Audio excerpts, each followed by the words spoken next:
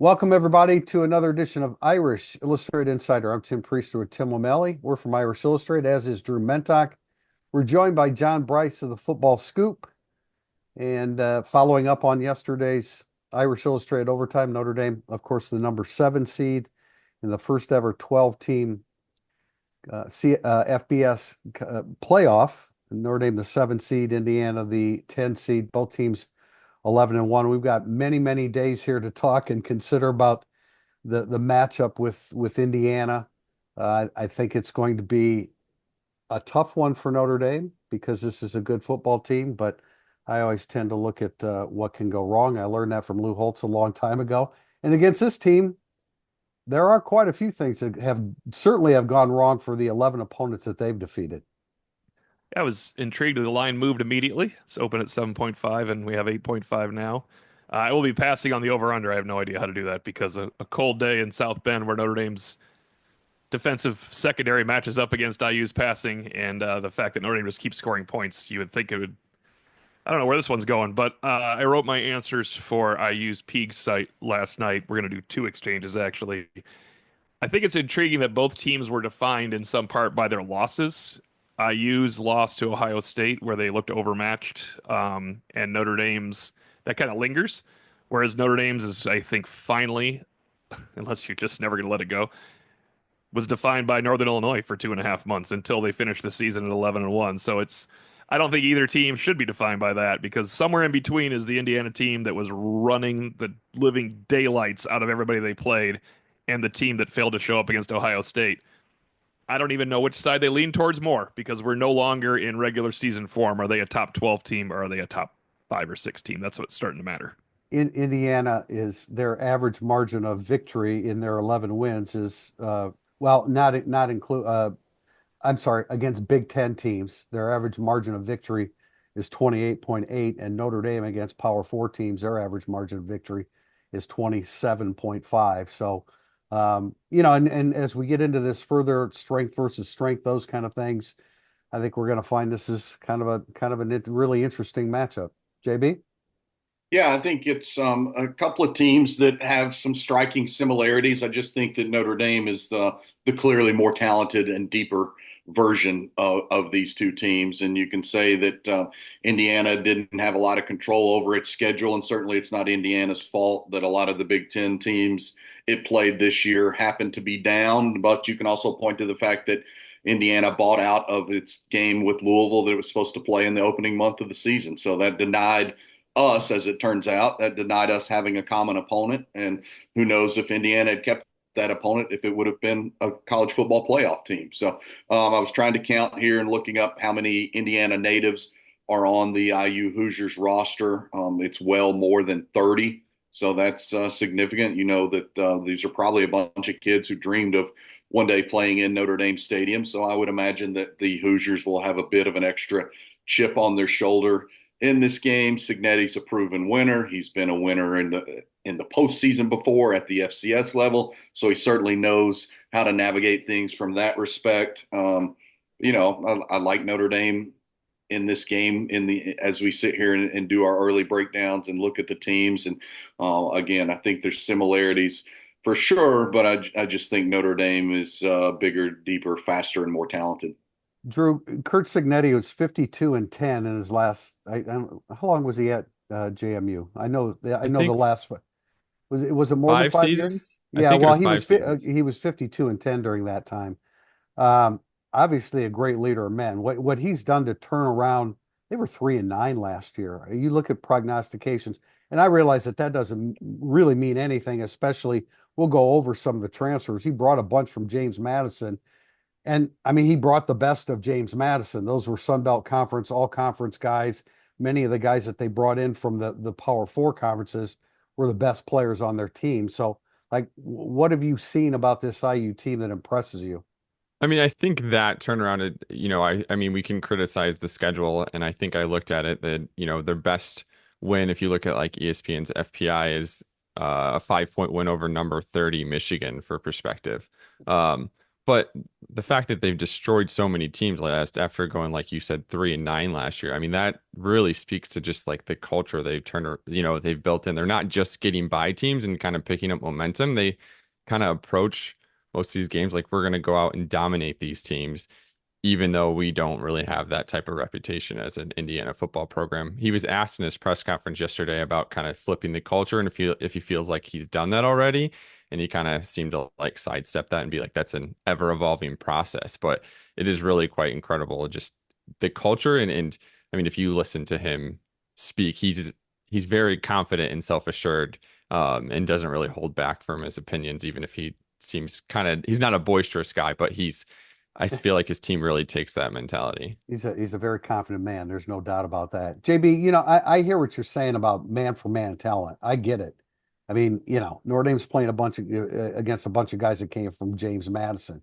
But I think what Signetti has done is, the sum is greater than the individual parts, and Oh, it shows up.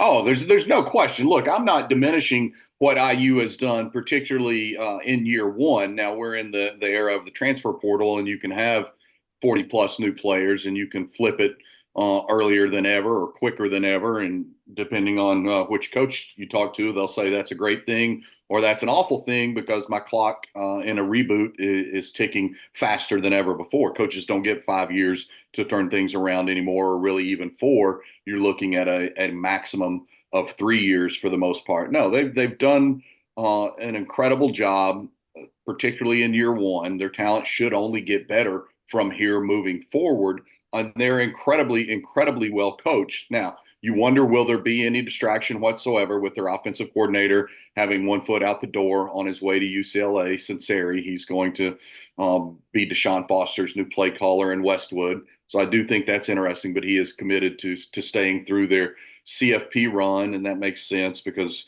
it's a quiet time in recruiting, and you just have the portal opening today, and your offensive coordinator could help you with that really from anywhere. Although I do think it's significant to note, is Sinceri going to be fielding calls from kids interested in UCLA while game planning for IU Notre Dame?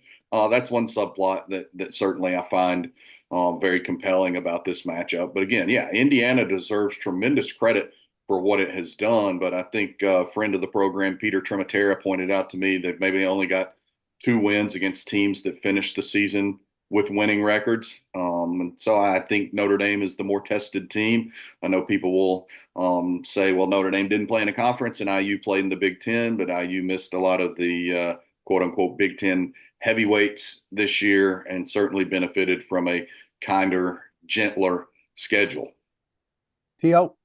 My favorite thing about this year and this matchup is that unless Oregon's better than I think they are, there's nobody that's great. There's nobody that doesn't have massive warts from some point of view. I didn't. If Penn State can score like that on you, then I don't think Oregon is actually a. I shouldn't say that at all. Here's the deal. They're nowhere near as good as the teams that won the national title in 16, 17, 18, 19, 20, 21, 22, and 23. So that would be where I would leave off with what's going on now. Yeah, I wanted to stop nitpicking people's schedules because it's over, right? These teams are about to fight. They're about to play, and Notre Dame didn't have a great schedule. Indiana didn't have a great schedule. Half the football playoffs didn't have a great schedule. That's why Alabama's so mad. Yeah, I like we talked about all the criteria that's used to pick these teams, and I spent quite a bit of time last night determining the eye test with Indiana, and they do a lot of good things. They're You know who they remind me of? I'm sorry to interrupt. You know who they remind me of watching? They play fast like Brian Kelly's Cincinnati 2009 team plays fast. You remember how you watch them and you're like, holy cow, those wide receivers are so much more aggressive than Notre Dame's, even though Notre Dame had better players in Tate and Floyd. But you would see slant routes, and those guys were just attacking tacklers. I feel like IU plays fast and aggressive and beyond what their skill level is. They do on both sides of the football, and the expression that Marcus Freeman always used about that he doesn't want to play football, he wants to play football. That is IU's defense.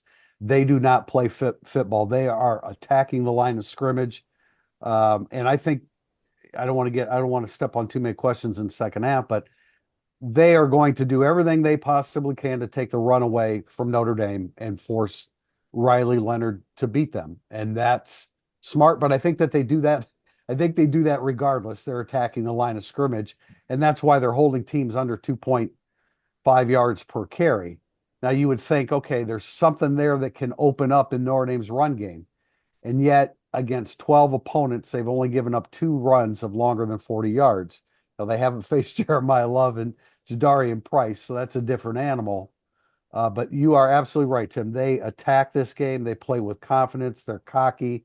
It's pretty wild. I mean, for those of us that have grown up within earshot of Bloomington, Indiana, and Indiana football, we never see this. This doesn't happen. The last great Indiana team, I was 7 years old, and everybody knows how long ago that was. So Couple of yeah, weeks.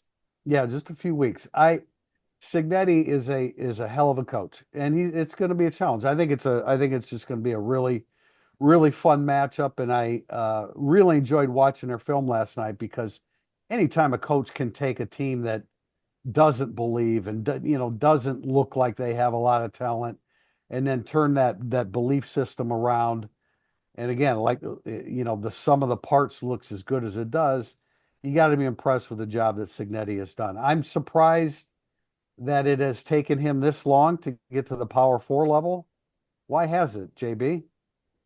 That's a great question. He's been really close. He was pretty deep in it at Cincinnati a couple of years ago. Most notably, there were some other spots that he had some opportunities to go to. I think that he talked with Michigan State a year ago before the Spartans really had their eyes set on Jonathan Smith. So I think he carries a chip on his shoulder because it has taken him a little bit longer. But he's a fabulous coach. He's won at every level. He has a great structure. He has a blueprint that he applies wherever he goes. I think that's allowed him to translate his consistency and his success so quickly into Bloomington because he does have a blueprint that he believes very strongly in, and he's carried it with him. I would one more matchup note as I think back and watch some more of that IU Ohio State game last night.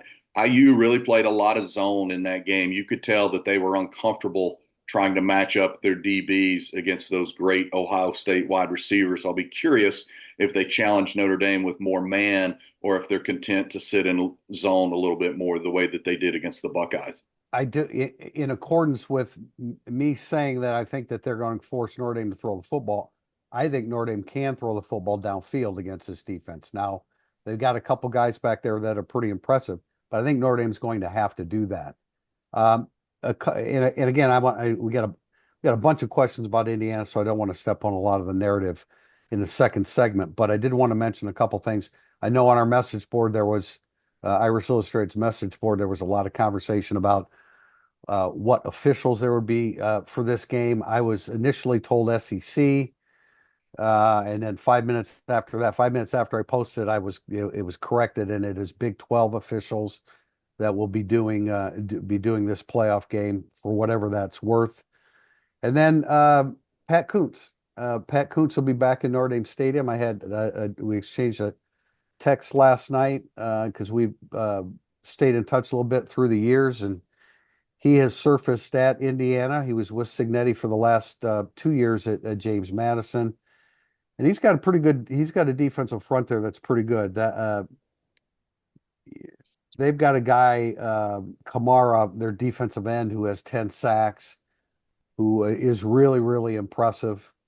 And so he's done a good job. He's done a good job there as well. And I know that Notre Dame fans are always looking for former Notre Dame players or for guys with former connections with Notre Dame that might end up on the coaching staff. I don't know if and when that could happen, but Pat Kuntz is still a very young football coach, and maybe that could happen along the way. I think I'm going to cede my time to Drew on this one, but Pat Kuntz could have used a couple extra years at Notre Dame where he didn't have the 2007 season as his defining moment because he would have been a good reserve lineman on a good team. Does that, I mean, he had to start, and people on our message board still erroneously talk about some of those guys like they were the problem. I mean, if Pat Kuntz was a backup lineman, he would be revered forever at Notre Dame because he was an energy guy that made plays. He broke up Yeah. 9 passes in 1 year. I mean, there's some guy. He was a good player. It's just that he was stuck in being like what asked to be the third, fourth best player on the worst defense you're ever going to find. That's not Pat Kuntz. Pat Kuntz on this team would be loved. They'd be like, why doesn't Pat Kuntz play more?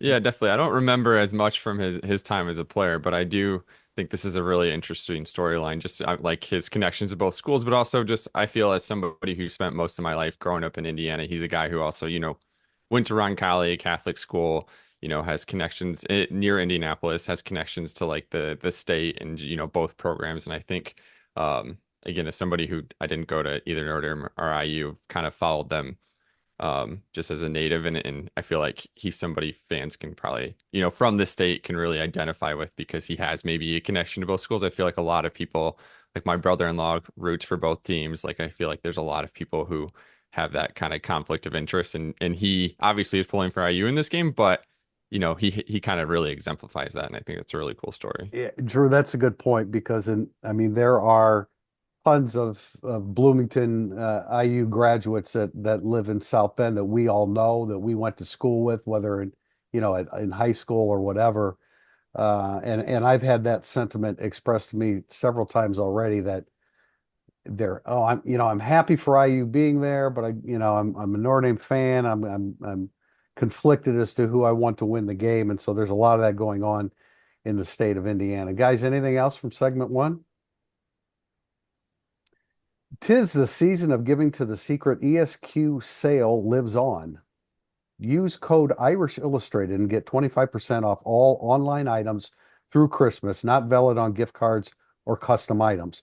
Check out ESQ's award-winning dress shirt or your favorite players and coaches and give the gift of style. If you're visiting Chicago, explore all of ESQ's bespoke options with more than a decade of creating handmade bespoke clothing.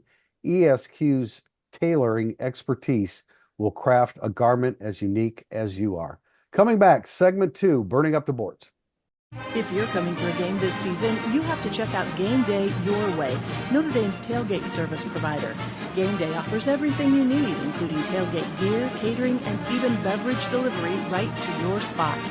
And their Irish Express transportation from Chicago allows you to tailgate while you travel to their all-inclusive party zone in South Bend.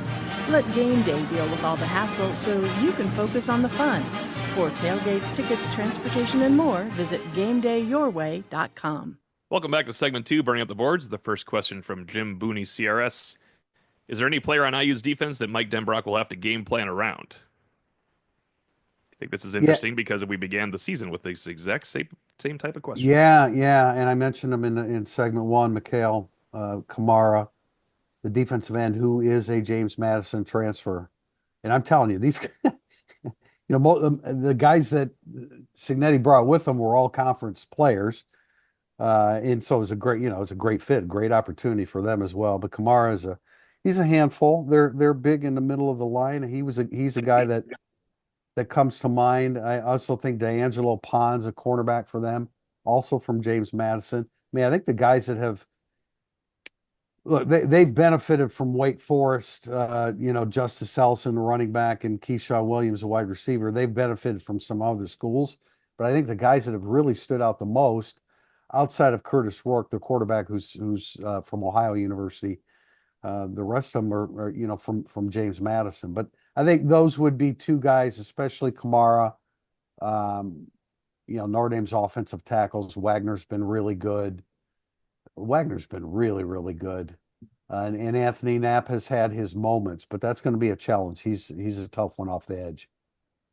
Yeah, definitely. I think Kamara, we have already mentioned, I think he has 10 sacks this year. He also, I know Pro Football Focus, their pressure numbers might be a little inflated compared to others, but he has 59 this year. By comparison, Riley Mills leads Notre Dame with 33. So even if he's not getting to the quarterback, he's a guy who affects plays a lot. And it might be somebody, if we're talking about how Mike Denbrock he might really be making sure to get an extra guy to help with that, or at least slow him down a little bit, because he's a guy who's gonna be able to affect Riley Leonard potentially if he's not checked a little bit.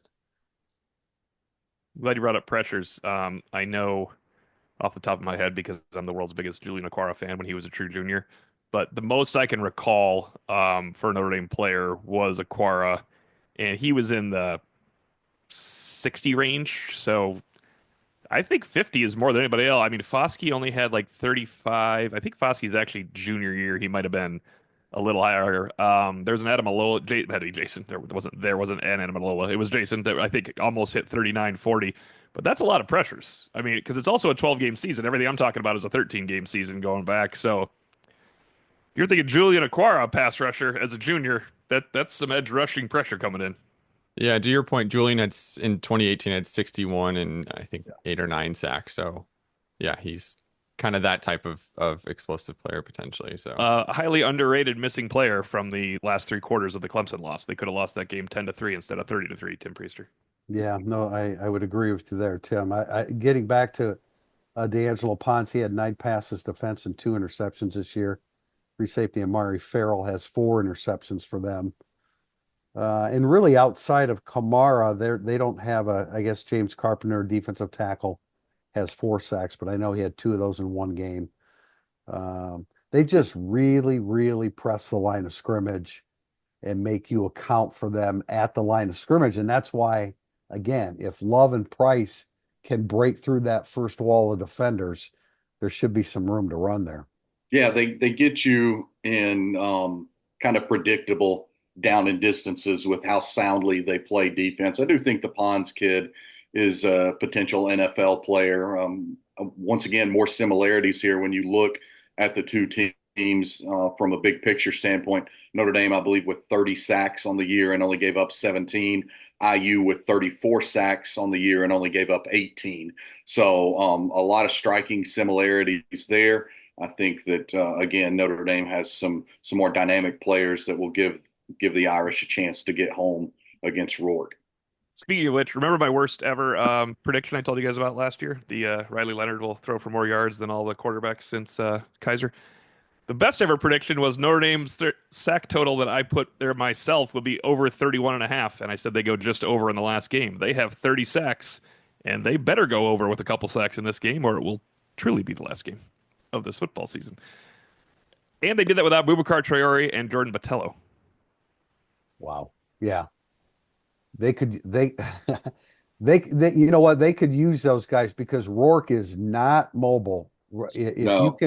If you can pin him in the pocket, he's going to go down. Ohio State had so much pressure up front that he's got a good group of receivers. But they had so much pressure up front, he didn't, like any quarterback, he didn't have time to throw the football, and he's not mobile. And so Notre Dame really needs to do a good job of pinning him in. Hey, speaking of predictions, I made a great prediction before the start of the ACC basketball season. And if the season ended after Saturday, I think the 25 points that Braden Shrewsbury scored would be good enough for all conference. Don't you think? I was at that game. He did play incredibly well, particularly across the second half as the Irish found a way to get that win. He just had 7 points at the half. But he benefited from J.R. Knesny getting more minutes and being more active. And J.R. had a really, really good game. Again, only finished with 15 points, but 13 of those came in the first half. He had 13 points in 13 minutes in the first half. But yeah, Shrewsbury on Saturday, for one day at least, was an all ACC guard. Tim Priester had. But I digress way too much since we're talking about Notre Dame football. And Knesset is a real key for that team, I think, coming off the bench. Question from 3A Hope Cinnamon III. Recognizing that you may not have reviewed all the game tape, how does Notre Dame win versus IU? How do they lose? What will we have to see in the first 5 minutes to give you confidence Notre Dame can win this game? Well, I think if it's if Notre Dame is at a deficit of 2 in the turnover margin, that's one of the only ways that IU could win this game. I think IU has to score on defense and or special teams to have a chance to upset Notre Dame in this game. I've learned that nothing in the first 5 minutes will tell me what's going to happen. I don't. Game. Yeah, the first 5 minute thing doesn't. I mean, yeah, if you score right away, but that doesn't always happen. That won't happen in this. How about game. Notre Dame's opening drive against USC? Did it ever look like that game was going to be a tie game or a 7-point game going to 3 minutes left? That was the most beautiful, crisp drive I've ever seen. Yeah. I think Notre Dame is going to be the path to victory is kind of like Ohio State's, and I'm a little separate from what John said about they just were too fast at the outside. I think Ohio State was more physical than IU too up front, and if Notre Dame can be physical and put IU behind the chains, this is the key to beating Notre Dame too. Put Riley Leonard behind the chains. If you put IU behind the chains, that's when Xavier Watts, Adon Schuler, Rod Hurd, and Jordan Clark come more into play than Christian Gray and Leonard Moore having to chase guys on slants and fade routes all day long, because there are going to be some fade routes hit in this game when Notre Dame insists on playing man-to-man coverage on the outside the entire game. So I think people just have to live with that. It's when they start hitting slants and all the other stuff and keep running after the catch, you get a little worried. They are good at slants and they are superior at back shoulder throws. Rourke is outstanding at that. They used it all year, beginning to end. Um, I think I'm going to get ahead of myself here, but if you remember the Ohio State game, um, they absolutely they closed in on Igbinosun, the quarterback for Ohio State. They focused on him. They're going to do the same thing with Christian Gray after what happened against USC. So that's going to be a real key as well. That Gray's going to have to be able to hold up. I think he can. I mean, I thought that he showed great resilience against USC, but when things went south at the end of the first half, it took him quite a while to shake out of that. We had a long. This question from KJ Rice should go to John Bryce. In recent years, ND has relied on the transfer portal only to add players who have some level of proven production and are expected to contribute immediately. Given ND's somewhat lackluster high school recruiting at receiver and defensive line, do you expect ND will try to add a few longer-term projects through the portal? And I guess that would mean redshirt freshmen or sophomores. If so, would the pool of developmental candidates be limited to the high academic schools that we all love to talk about so much, Stanford, Northwestern, Duke, and where Notre Dame can dominate, take people from the SEC, right, John Bryce and Vanderbilt? No, I'm just kidding with you. Yeah, we talked about this. JB, take over on this one. Yeah, no, you're good. We've discussed this before. There's more leeway at Notre Dame now to take guys after their first years of school at a variety of places. It doesn't just have to be an academic institution. Now, I would stress, whether it's the ACC or wherever or the SEC, they still have to pass a background check in addition to passing an academics check. And so that's always a factor when you're looking at the portal. And I think Notre Dame does a great job of doing their homework and calling multiple people and saying, okay, why is this kid leaving? Is he leaving because he just feels he needs a fresh start and there are better potential fits for him? Or is he leaving because he's getting away from something or transitioning away from something? I do think that Notre Dame will focus on those two specific areas in the portal, D-line and wide receiver. But I think that Notre Dame also, particularly at the receiver spot, has some nice young talent on hand and that it can continue to develop. I mean, Saldate is a guy, Cam Williams is a guy, Micah Gilbert is a guy. Faison is still just finishing up his sophomore season. So there is still some young talent at the Notre Dame wide receiver position or in the wide receiver room. But with Notre Dame is never going to go out and sign 15 guys in the portal. And so when you are Notre Dame, you're not so much signing developmental. You're signing plug and play guys. You're signing guys that you believe take you from an 8 or a 9 win team to a 10 to 11 to 12 win team that keeps you in the playoff conversation all the way through November of 2025. I would say there's great optimism at Notre Dame right now. With I think a lot of people believed that Marcus Freeman and company were building towards this 24 season and that there would be a natural dip in 25. And as I've talked with people in the program over the last 10 days, there's a lot of confidence that quote unquote natural dip isn't going to quite be the dip that maybe had been projected in 23 and 24. So again, Notre Dame will go into the portal looking for guys that come in and either start or are maximum contributors right away. They're not going into the portal for developmental pieces to speak of, especially when, again, we heard Marcus Freeman last week to TP's question and to my question. He wants this to be a program born and bred in the high school ranks. And I would note that there's still a February signing day. And the portal window just opened today and is open the next 20 days. So in theory, you could still find high school prospects or guys of similar ilk in that February signing period, or even all the way at the end of next spring. I was going to say, JB, there is a high degree of confidence that Notre Dame is going to have success in the transfer portal at the receiver position. That will be coming up. I think Gilbert and Saldate are the two in particular from that freshman class. I'm still not sure that Cam Williams is a guy that's going to be ready next year. They like him. He's got a ton of ability. He has a lot to learn about the wide receiver game, and that will come with time. But Gilbert and Saldate, I think, are guys that we'll see as early as potentially see as early as next year. And I would real quickly say, in cleaning up some of the recruiting stuff from last week, a guy like Derek Meadows, look, he's pretty on the hoof, as the coaches like to say. He's a pretty athlete. He is not right now a natural wide receiver, and I think Drew Mintock has some great insight on this from having seen him directly in person.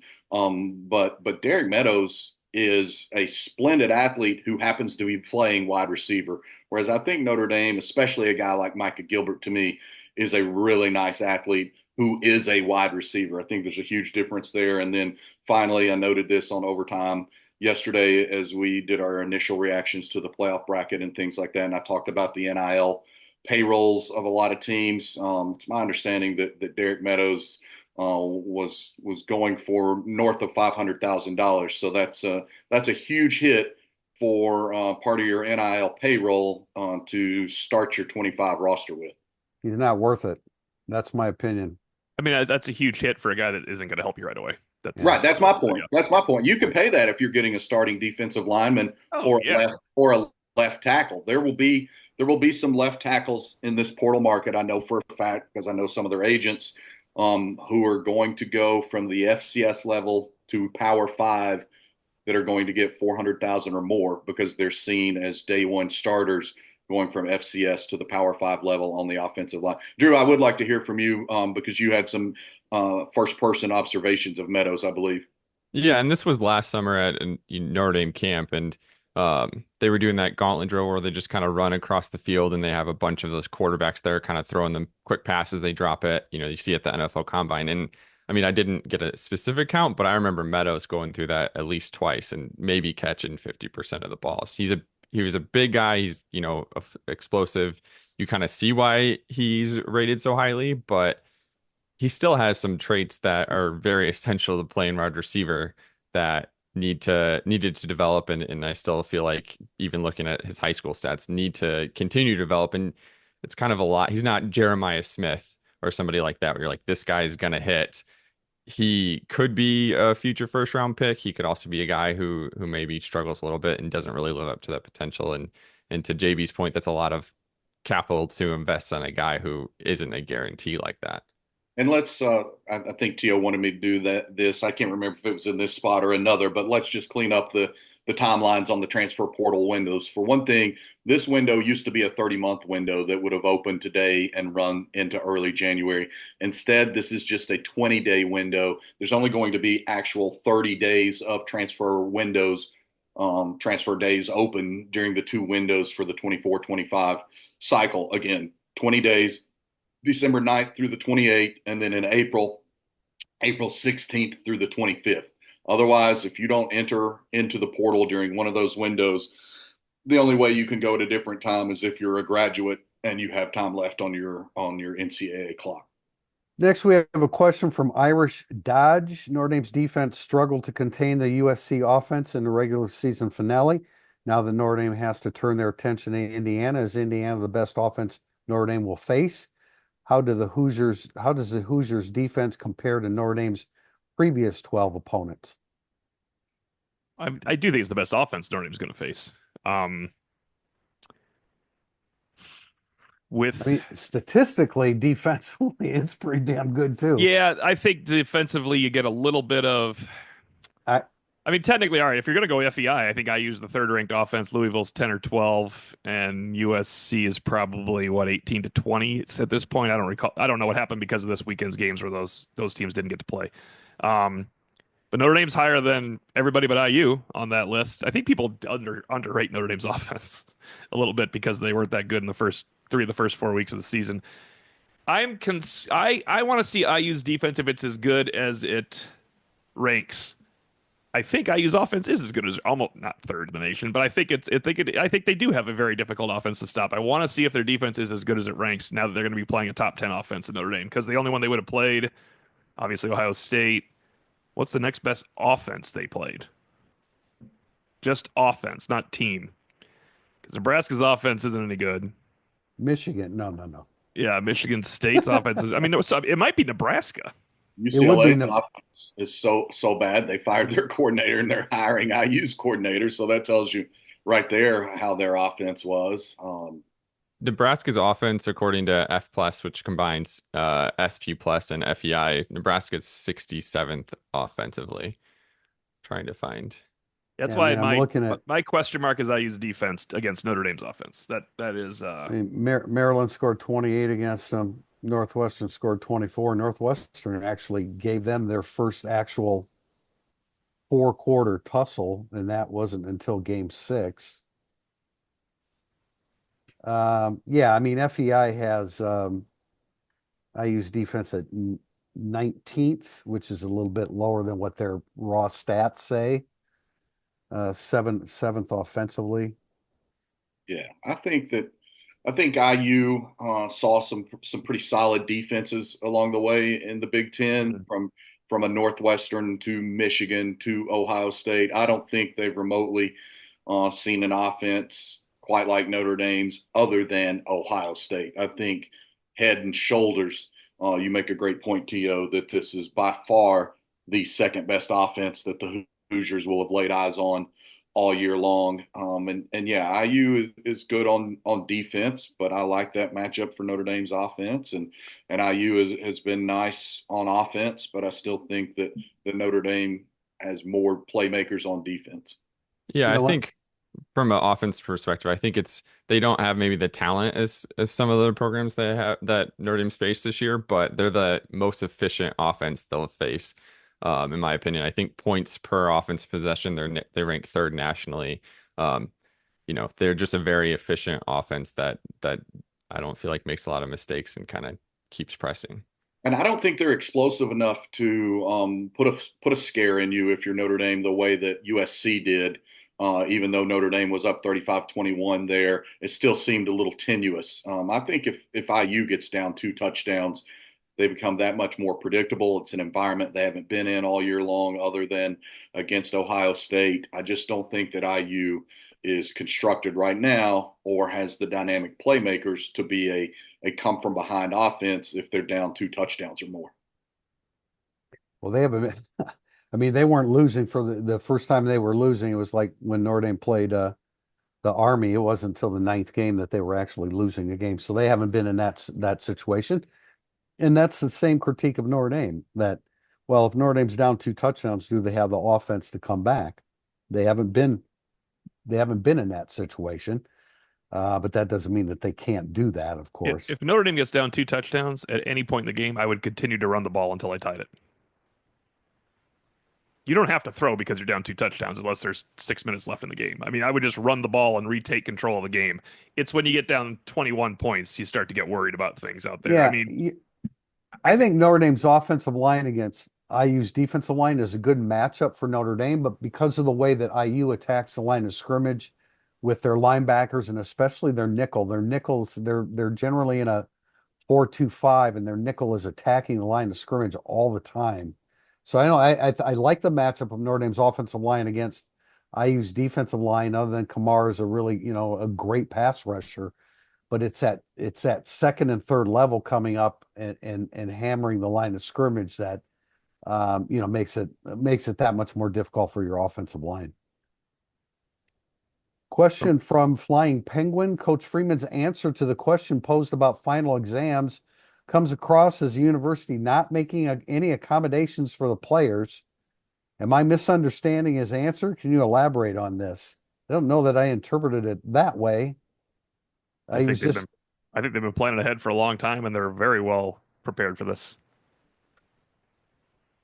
Yeah, I mean, I didn't get his answer. So he said we've been working on from the beginning of the year.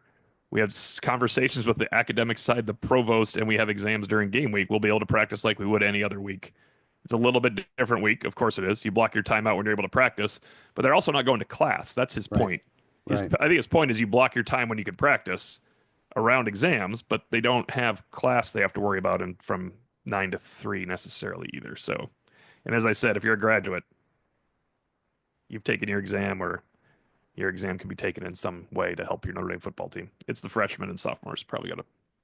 It's also worth noting, like IU's finals exams, I have their academic calendar pulled up. They're December 16th through the 20th too. So I think it's something that a lot of schools will be dealing with. And yeah, I think Notre Dame had a plan for it, just like IU is going to have a plan for it. So I don't think it means the school shouldn't adjust their entire academic calendar just in case their team makes the playoffs. I bet you IU started planning for it a little later than Notre Dame did. Yeah, it wasn't necessarily on their mind in August, whereas it certainly was. Well, it was on Signetti's mind, but nobody else's mind. I bet Exactly. it was on his mind. Yeah, no, exactly. Go ahead, Tim. From Philafel, I can't see Notre Dame changing its defensive approach, which thus puts their corners in man coverage frequently. Is IU QB1 the best opposing signal caller this season? And if so, what makes him the best to date? I think Tyler Shuck was really good against Notre Dame when Louisville came to Notre Dame Stadium. It's as I mentioned, the back shoulder throws are pinpoint, and they really like to work the middle of the field with their passing game. Some coordinators shy away from slants because of tips and those kind of possibilities. IU does not. They will pepper the middle of the field, but it's that back shoulder throw that Christian Gray is going to have to. It's just such a tough play for any cornerback, and he's going to have to be prepared for that. And they'll do it with a variety of their receivers, especially Elijah Surratt. I think his lack of mobility kind of creates I think Notre Dame at times has struggled with containing those type of guys, but just in terms of being an efficient passer, I mean, he's at over 70%. I think he's second nationally in yards per pass attempt at just under 10. I went through his Pro Football Focus chart on passes that traveled over 10 yards, and he's completing 59% of those. He struggles deep middle over 20 yards. He's 4 of 14, but everywhere else he's pretty efficient. And like you said, he's not afraid. He's only thrown 4 picks, but he's not afraid to throw to wide receivers running routes that are maybe more risky too. So he's very efficient and doesn't seem to make mistakes while being aggressive. And he is listed at 6'5", so he's got great size to see over the front in front of him. Yeah, I think if you're Notre Dame, you have to make it a priority to make him uncomfortable. And that means you've got to do some things to bring pressure if you're not getting home with your front four, and you've got to feel like you can hold up in coverage. And when we saw Notre Dame initially adjust coming out of the half at USC and start finding ways to bring more pressure on Jaden Maiava, we saw USC using more underneath stuff and some crossers and hurting Notre Dame in that regard. But I don't think that necessarily IU has the perimeter athletes that USC had. To that point, JB, too, I think Ohio State had 5 sacks on Rourke, and he went 8 for 18 for 68 yards and no touchdown. So when he's been pressured that one time, he clearly wasn't that efficient passer that we were just talking about. And for the record, the only time he really runs, out of the read option is when he's lulled the defense to sleep and they don't anticipate that he's going to run the football, and then they pull it out every now and then, and even then it's just to pick up a first down. He's not galloping through the secondary like Riley Leonard is capable of doing. Question from ND Fan 08. What do you expect the crowd to be like for Notre Dame versus Indiana? I feel like I'm already seeing a lot of concerns about the place being full of red. I'd like to think Notre Dame fans would show up for this one. And we won't have a Georgia 2016 or Ohio State 2023 situation on our hands. Well, we know because we noted this either last week or the week before on an Irish Illustrated podcast or something similar. IU only gets 3,500 tickets from Notre Dame, period, end of discussion.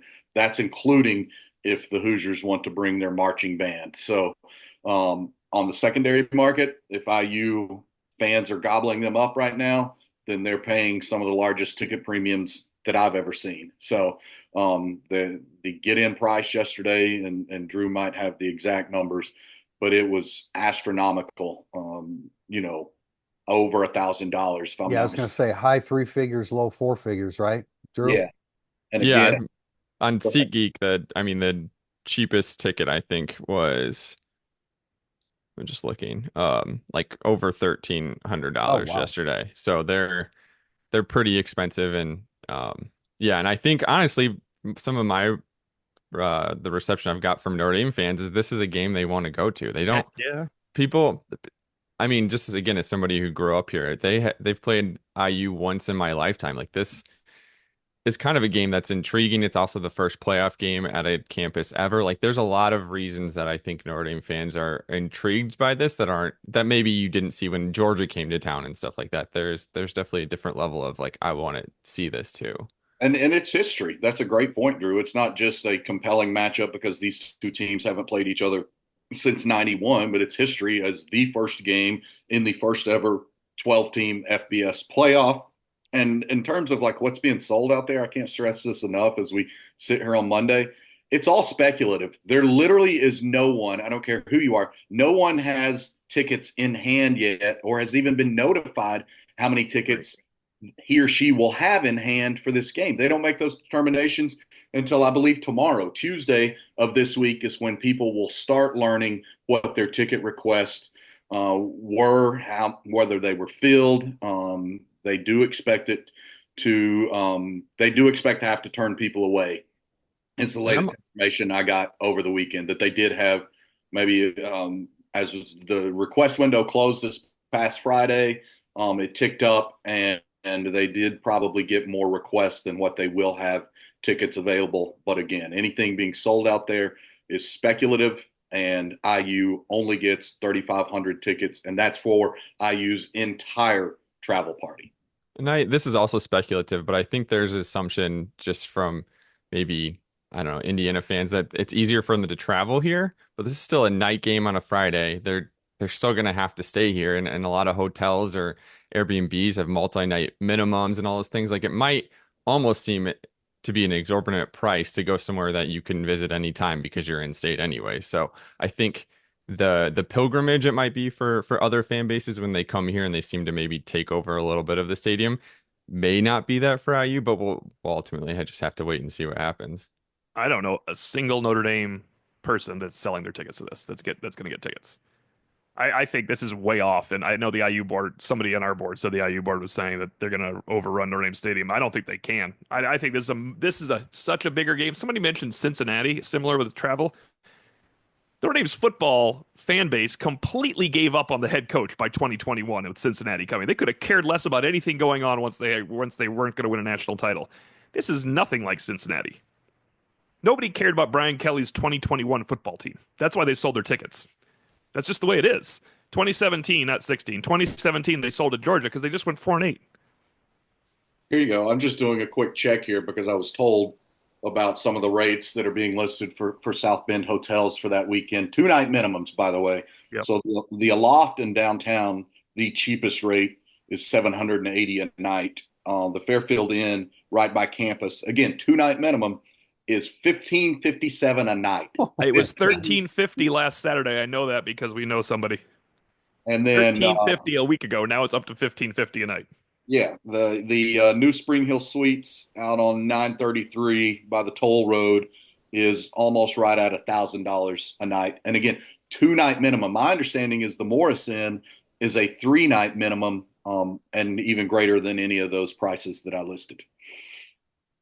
That's insane prices for that, man. Well, here's the other thing too. This is not a one-off trip that you could have planned that's occurring Labor Day weekend. It's 4 days before Christmas, guys. Like, I don't have that kind of Christmas budget. So, anyway, who knows? But I just don't think it will be an IU overrun. They will buy tickets on the secondary market, but I don't think it was a pilgrimage for Georgia people who had dreamed about that kind of matchup. And Georgia has the football heritage to have deeply entrenched fans of decades. They hadn't won a national title at that point in time since 1980 or 81. So again, I don't think so. But I think it'll be, if there's a lot of red and a lot of green, it'll be fitting that the game is played 5 days before Christmas. We're going to wrap up with a question from Irish Gambler. My gut reaction is that the winner of the first on-campus playoff game will end up being the team with superior offensive line play. Ohio State was able to harass Rourke most of the day, and Michigan stuffed the run. Can the Irish push IU around a little bit in the run game? The raw IU defensive stats are strong. His first part, I agree with. I don't think Notre Dame loses a playoff game that they're able to run. It's Notre Dame's method. If Notre Dame can run on IU's in trouble. But as Priester said, if you're going to try to take away the run and make Riley Leonard, I don't know how in the world you wouldn't try to take it away with the run and make Riley Leonard beat you downfield with his passing. exactly. Every team knows that. It's Yeah. I think eventually Notre Dame will be able to run on IU. Yeah, I think we've seen Riley Leonard, the first drive of the game, they seem to almost lean on him a little bit more and kind of get that going and then go back to the run after that or go to the run. So I think, yeah, that will be key. And just looking at IU's stats against Power Five or Power Four opponents this year, I don't think they've given up more than 116 yards on the ground this year. So yeah, I think Notre Dame will be key to show that they can do a lot more than that and kind of be efficient with the run game. But yeah. On the flip side, I've been kind of impressed with Indiana's offensive tackles as in pass protection. But with Howard Cross coming back, teaming up with Mills, I think Notre Dame has the advantage on the interior. So I mean, just kind of looking at the flip side of this, and again, I go back to I think Notre Dame's offensive line is better than their defensive line. It's just how IU chooses to approach and try to take away the running game. And Tim, you're right. There's a lot of people that want to say, "Hey, we want to take away Jeremiah Love." Okay, well, good luck doing that. But I do think there will be some instances where Riley Leonard's going to have to hold up his end of the bargain and successfully get the football down the field. Well, I think as you look, we opened this football season talking about the Texas heat, and now as the playoff gets near, we're talking about the cold weather of the Great Lakes region. The early forecast I saw yesterday, I haven't looked at it today, was maybe only a high of 31 that Friday. Certainly be much chillier than that by night. I bring all that up just to say Riley Leonard can be a darn good quarterback even if it's cold and hard to throw the football because he has the legs and athleticism to do it. Rourke does not have the legs and the athleticism to be a darn good quarterback. He can be a serviceable quarterback, but he has to throw to be the most effective. And Riley Leonard is a dual threat quarterback. I think you're absolutely right, John. And we've said this throughout the season that when you have a running quarterback, that makes you that much more effective in the red zone. But also having said that, Indiana touchdown percentage red zone on offense, #1 in the nation. So, great matchup. Notre Dame's defense was too lenient against USC in the red zone. That was the exception to the rule throughout the regular season. They didn't have a great day back in the Coliseum, but good matchup there. But I do like that advantage of a running quarterback once you get into the red zone. We're going to wrap up with that today. We'll be back on Thursday for another edition of Irish Illustrated Insider. I'm Tim Priester with Tim O'Malley, Drew Mentok, and John Bryce. Thanks for joining us until Thursday.